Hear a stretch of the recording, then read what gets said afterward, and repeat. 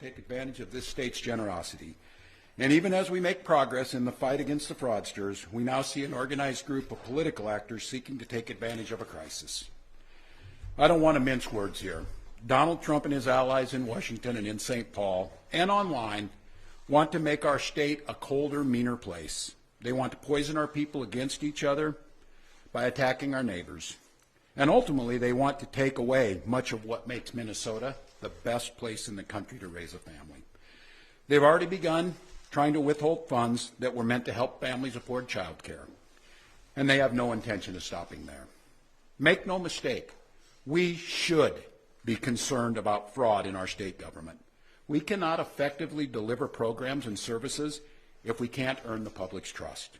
That's why over the past few years, we've made systemic changes in the way we do business. We've gone to the legislature time and time again to get more tools to combat fraud. We've hired people we fired people who weren't doing their jobs. We've seen people go to jail for stealing from our state. We've cut off whole streams of funding in partnership with the federal government, where we saw widespread criminal activity. We put new locks on the doors of our remaining programs, and we've hired a new head of program integrity to make sure that those locks can't be broken. All across this state, Minnesotans are hard at work on this problem.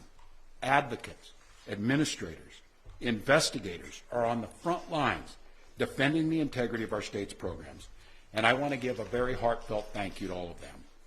There is more to do. A single taxpayer dollar wasted on fraud should be intolerable. And while there's a role to play for everyone, from the legislature to prosecutors to insurance companies to local and county government, the buck does stop with me. My administration has been taking fast, decisive action to solve this crisis. We'll win the fight against the fraudsters. But the political gamesmanship we're seeing from Republicans is only making that fight harder. We've got Republicans here in the state legislature playing hide and seek with potential whistleblowers. We've got conspiracy theorist right-wing YouTubers breaking into our daycares, demanding access to our children. We've got the President of the United States demonizing our Somali neighbors and wrongfully confiscating funds that Minnesotans rely on. It's disgusting and it's dangerous. Republicans are playing politics with the future of this state.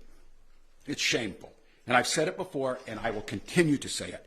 We welcome ideas from anyone, in any party, from any walk of life, who wants to help us continue to stay ahead of these criminals. And we welcome the involvement of the federal government. I am grateful to the career professionals at the U.S. Attorney's Office and the FBI who have been helping us fight this fight for years. But I cannot abide the actions of the political leadership in Washington. These opportunists are willing to hurt our people to score cheap points. They and their allies have no intention of helping us solve this problem, and every intention of trying to profit off of it. Which brings me to this. 2026 is an election year. Election years have a way of ramping up the politics at a time when we simply can't afford more of that in Minnesota. In September, I announced that I would seek a historic third term as Minnesota's governor, and I have every confidence that if I gave it my all, we would win the race. But as I reflect on this moment with my family and my team over the holidays, I came to the conclusion that I can't give a political campaign my all.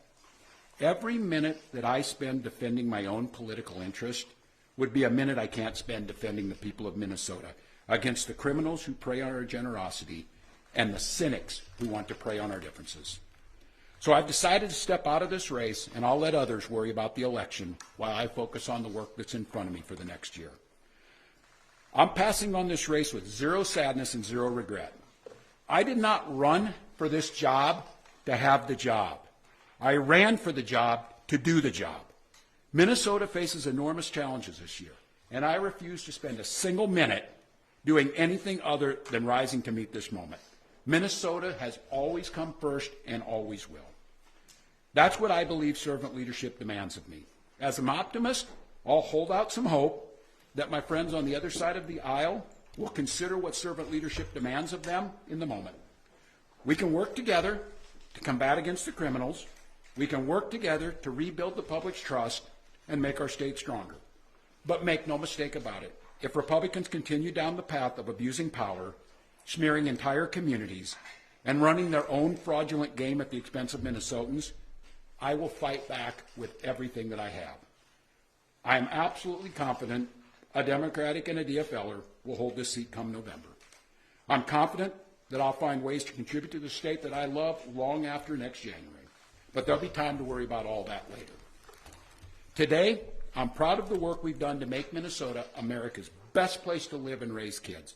From our new paid leave policy to our child tax credit to our school lunch programs feeding every single child. And I'm doubly proud of the incredible team we put together to make this vision a reality. I want to take a moment to thank every member of my staff, to every single state employee who has been part of this fight.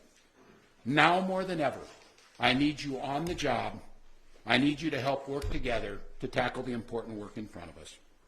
And most of all, I want Minnesotans to know how grateful I am for the opportunity to serve this state, for the privilege that I have been given to serve in this office. I'm on the job. I'm focused on making sure that we stay America's best place to live and raise kids. No one will take that away from us. I'm proud of the way we treat our neighbors. I'm proud of the way that we welcome people to this state. I'm proud of the way that we innovate. And I'm proud of the way that we are optimists for the future. No one's taking this away from us. Not the fraudsters. Certainly not this president. Not on my watch. Tomorrow, I'll be back with you. I'll give you an update on America's best paid family medical leave program that is now a week into it. And at that time, I'll take all your questions. Thank you all. Appreciate it. Thank you. Wow. All right. Thank you, Brad. But you said you were going to take questions. Why didn't you?